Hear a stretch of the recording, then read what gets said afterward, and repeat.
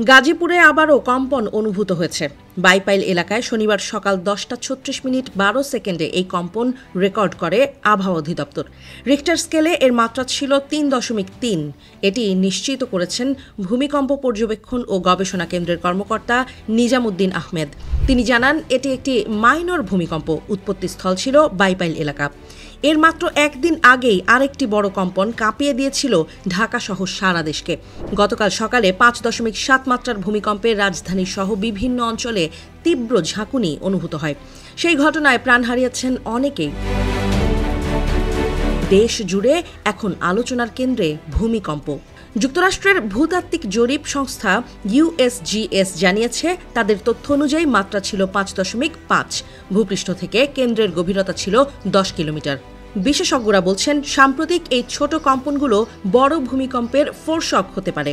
তাদের মতে পরিস্থিতি সতর্কতা দাবি করে, তবে আতঙ্ক নয়, সচেতনতা জরুরি।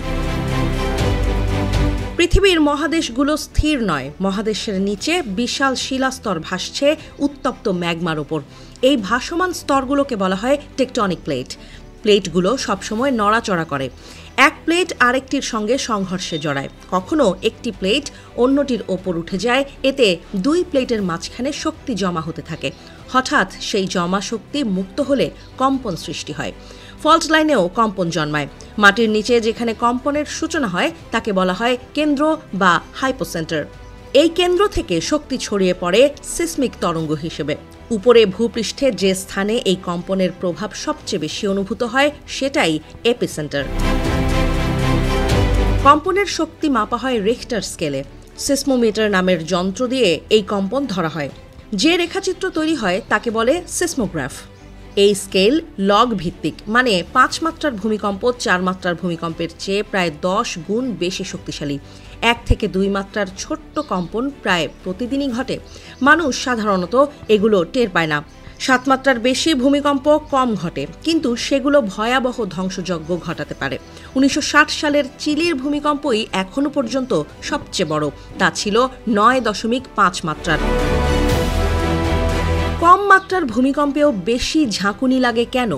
কম্পনের প্রভাব নির্ভর করে উৎসের গভীরতার উপর। যদি কম্পন খুব গভীরে ঘটে, তার ঝাঁকুনি ভূপৃষ্ঠে তুলনামূলক দুর্বল হয়, কিন্তু অগভীর কম্পন হলে ঝাঁকুনি তীব্র হয়।